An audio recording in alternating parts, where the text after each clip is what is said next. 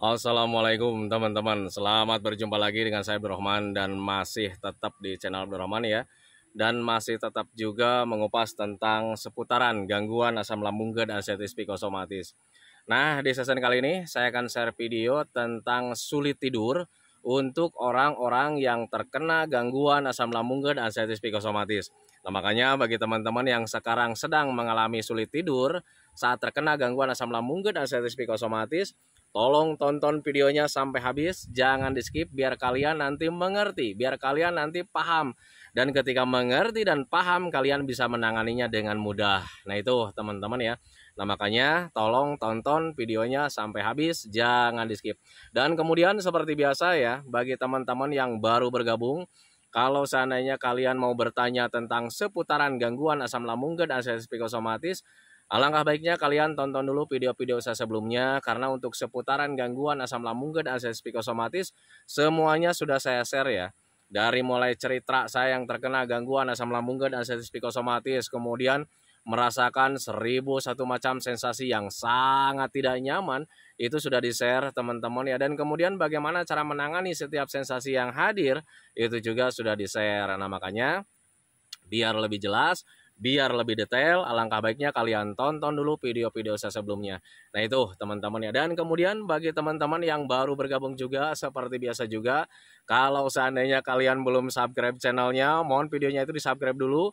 Karena untuk subscribe itu tidak memerlukan biaya, tidak memerlukan pendaftaran. Jadi subscribe itu adalah hal yang sangat mudah sekali bagi teman-teman lakukan ya. Jadi teman-teman itu cukup memijit saja tulisan subscribe, biar kenapa?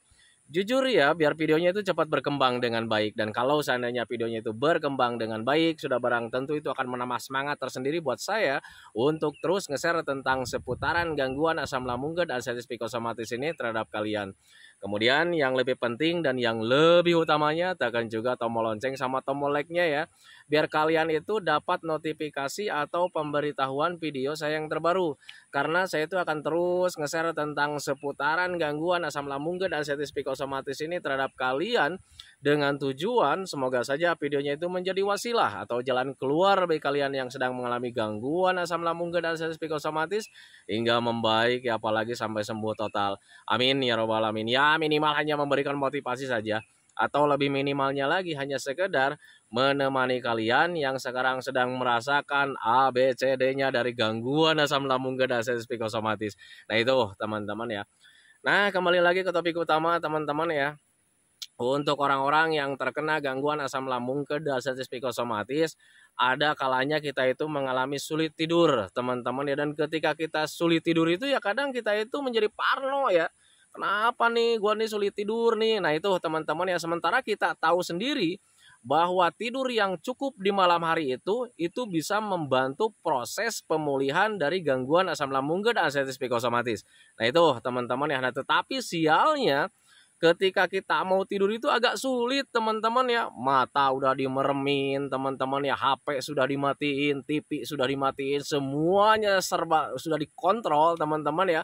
Nah tetapi untuk tidur itu tidak kunjung juga gitu teman-teman ya. Ada kalanya mengalami hal seperti itu, termasuk saya dulu teman-teman ya. Dulu juga saya begitu, ketika saat terkena gangguan asam lambung dan psikosomatis, ketika mau tidur itu ya kadang sulit teman-teman ya. Kadang di perasaan itu menjadi gundah gulana teman-teman, menjadi cemas, menjadi was-was, kenapa nih sulit tidur nih. Sementara ketika malamnya kita begadang itu sulit tidur itu ya kadang besoknya itu kita mempunyai rasa tidak nyaman.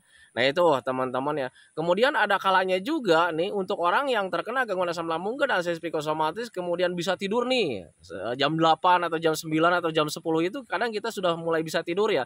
Tetapi kadang ada juga kalanya kita itu sering terjaga di tengah malam gitu teman-teman ya. Dan kadang ketika sudah terjaga itu untuk tidur itu agak sulit kembali. Nah itu teman-teman, nah, makanya untuk orang-orang yang terkena gangguan asam lambung dan psikosomatis, ketika mengalami hal seperti itu, kalian gak usah cemas, kalian gak usah was-was, kalian gak usah gelisah teman-teman ya.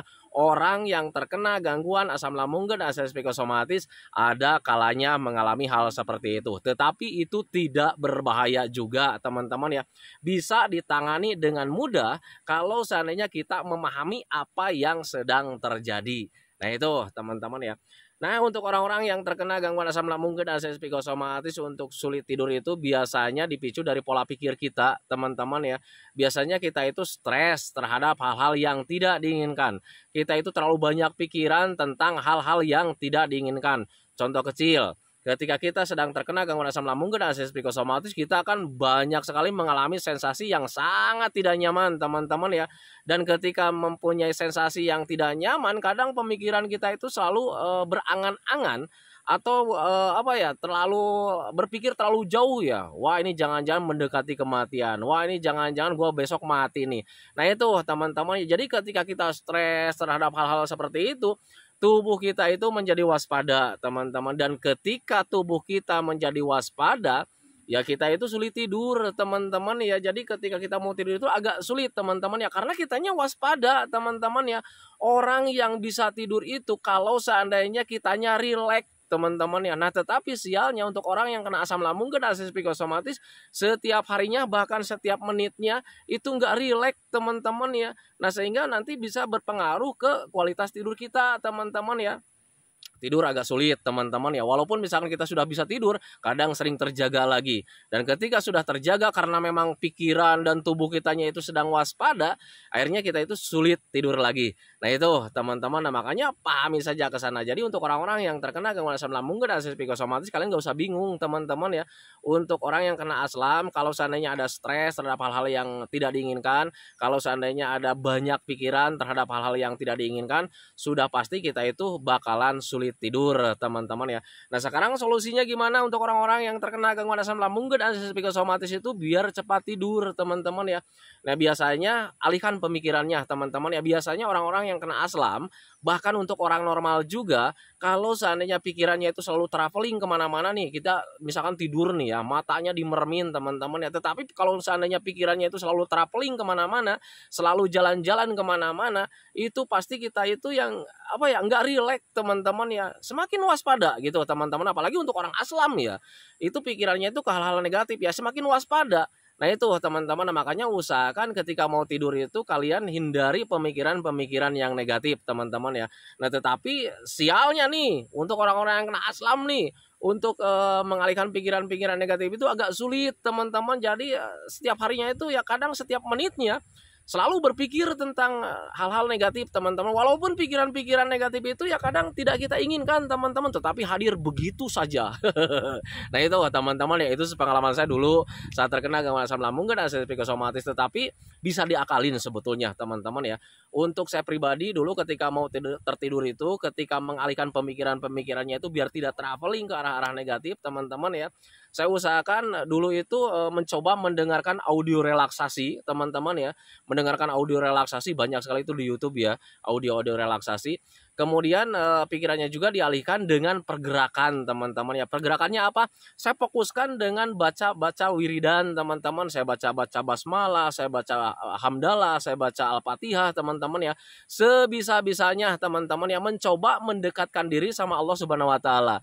Nah, itu teman-teman, sehingga ketika kita nanti mendekatkan diri sama Allah Subhanahu wa taala, nanti kita ada perasaan pasrah, teman-teman. Dan ketika ada perasaan pasrah, teman-teman ya, nanti tubuh kita itu tanpa disadari, baik tubuhnya, baik pikirannya, itu menjadi rileks tersendiri, teman-teman. Dan ketika rileks, tahu-taunya kita udah tidur. Nah, itu teman-teman ya. Nah, tetapi itu juga dibantu dengan olah napas, teman-teman ya. Jadi untuk saya pribadi dulu nih, ketika sulit tidur, saya mencoba mendengarkan audio relaksasi, teman-teman ya. Kemudian saya mencoba mengolah napas, teman-teman ya. Saya tarik napas panjang-panjang, kemudian buang pelan-pelan sambil badannya itu dilemaskan selemas-lemasnya, teman-teman ya. Jadi ketika tarik napas nih panjang-panjang, kemudian buang pelan-pelan itu kayak macam begitu, teman-teman ya.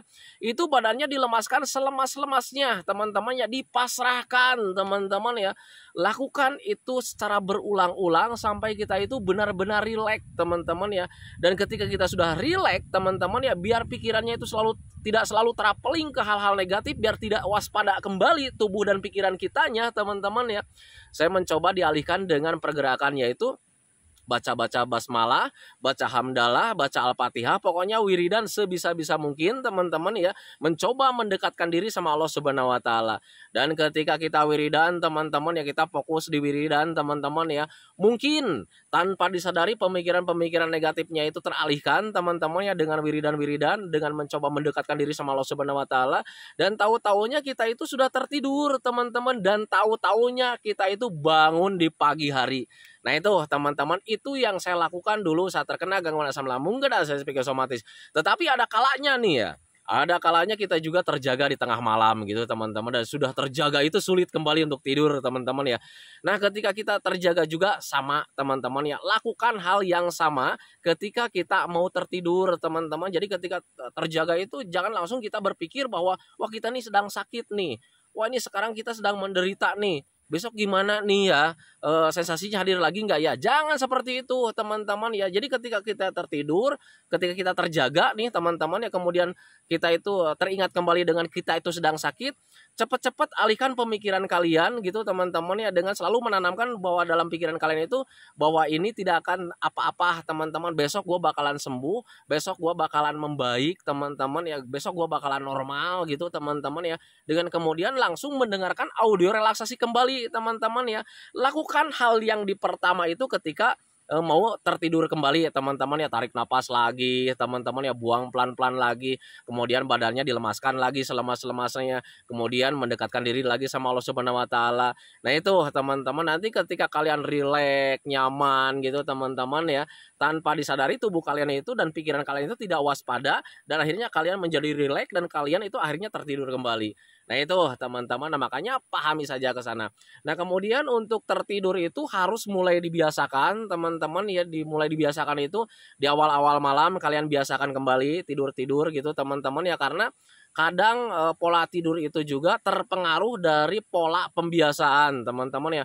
Mungkin lihat nih ya, anak kecil itu sudah terbiasa tidurnya itu di awal-awal malam. Nah makanya mereka itu kadang jam 8 itu sudah tertidur teman-teman. Nah tetapi kita orang dewasa nih, kadang selalu disibukkan dengan kegiatan nonton-nonton HP, nonton-nonton TV teman-teman ya, setiap hari. Jadi setiap hari itu kadang sudah terbiasa tidurnya itu di jam 10, jam 11, jam 12 teman-teman ya. Sudah pasti nanti pola tidur kalian juga, pola tidur kita juga menjadi terbiasa. Akhirnya kita itu tidurnya itu pasti di larut malam.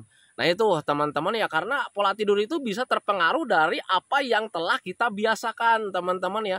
Nah makanya usahakan untuk orang-orang yang terkena gangguan asam lambung dan asam psikosomatis, sesulit apapun teman-teman ya, mulai biasakan tidurnya itu di awal-awal malam. Nah itu teman-teman yang saya lakukan dulu setelah sholat isya itu, kadang langsung tertidur, langsung terbahan teman-teman, walaupun ya kadang rasa ngantuk itu nggak ada teman-teman ya. Nah tetapi karena mungkin dibiasakan seperti itu, lambat laun pikiran, perasaan, dan tubuh kita itu sudah terbiasa tidur di awal-awal malam, dan akhirnya tubuh kita itu merilekkan sendiri teman-teman, dan tahu-taunya kita itu ya bisa tertidur di awal-awal malam. Dan bahkan ketika sudah terbiasa tidur-tidur di awal-awal malam itu, nanti ke depannya itu kadang ketika sholat maghrib juga kadang rasa katuk itu hadir teman-teman ya.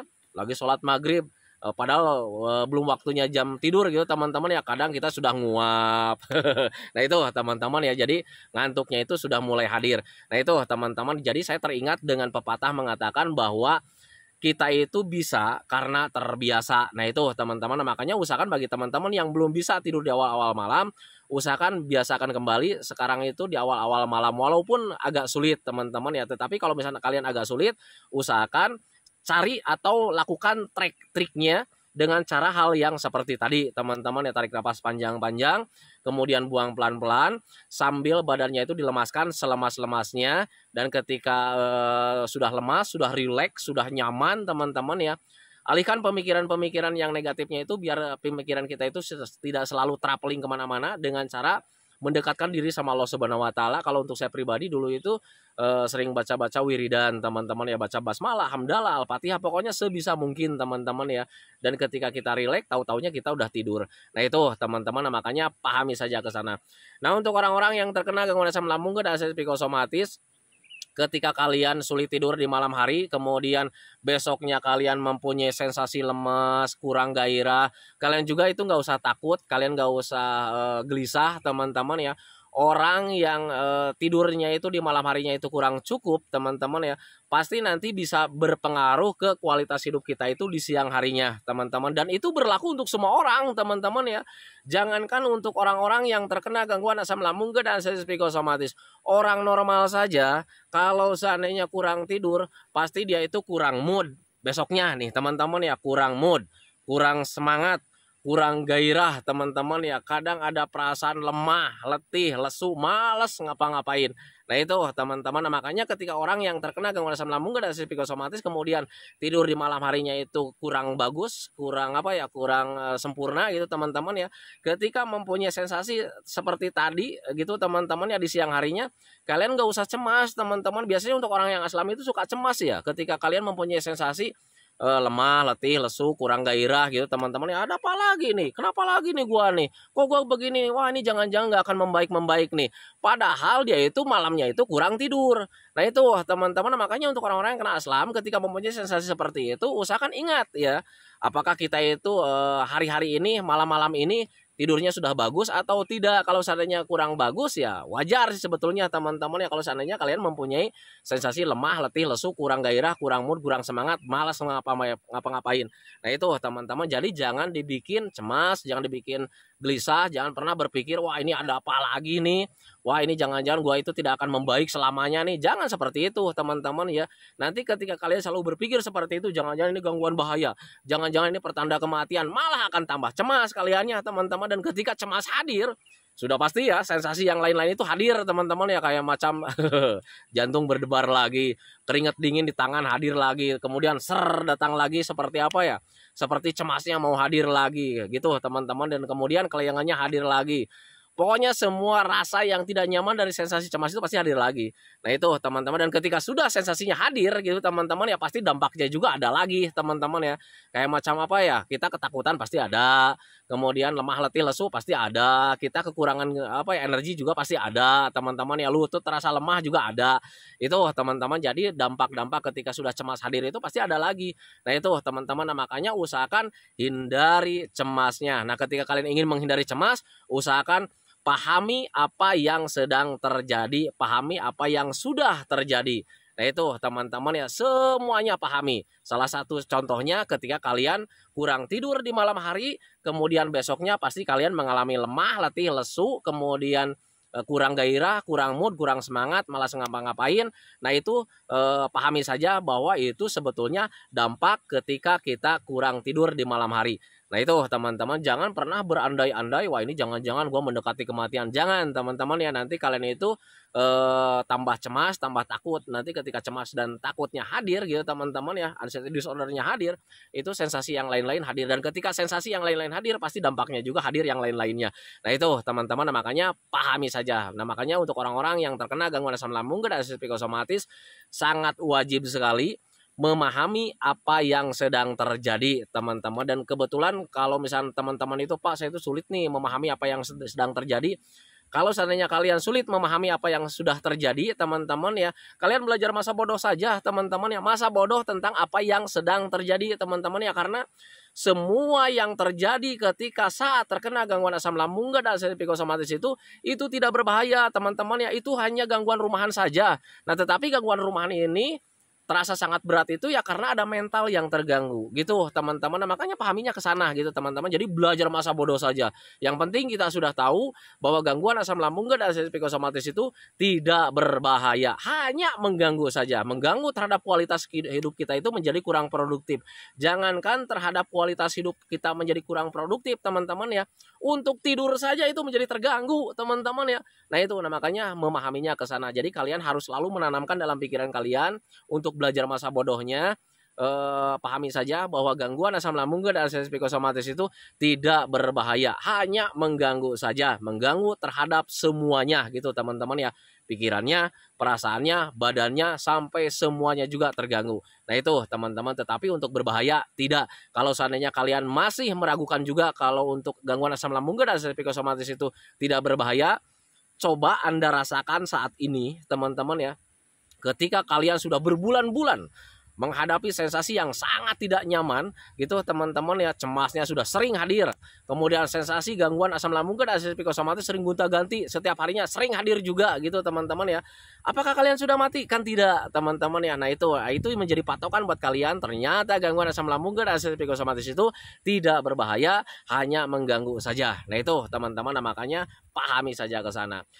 Nah itu teman-teman ya, video tentang seputaran sulit tidur untuk orang-orang yang terkena gangguan asam lambung dan asam psikosomatis. Semoga saja videonya itu menjadi pencerahan buat kalian. Semoga saja videonya itu menjadi wawasan buat kalian. Ya minimal hanya sekedar menemani kalian lah yang sekarang sedang merasakan tidak nyamannya dari gangguan asam lambung dan asam psikosomatis. Kemudian seperti biasa sebelum saya akhiri videonya, saya selalu mendoakan sama teman-teman itu, semoga saja teman-teman itu cepat sehat lagi, cepat sembuh lagi, cepat kembali lagi keadaan kalian yang dulu, baik semangatnya, moodnya, tertawanya, pokoknya kehidupan kalian yang berwarna itu semoga saja cepat kembali lagi, karena memang saya yakin 100% bahwa keadaan kalian yang dulu itu sangat dirindukan sekali. Nah itu teman-teman ya, kemudian doakan saya juga teman-teman ya, agar saya itu tetap sehat, tetap kuat, tetap ceria, agar masih bisa tetap menemani kalian. Nah itu teman-teman ya, saya hentikan videonya teman-teman ya. Assalamualaikum warahmatullahi wabarakatuh.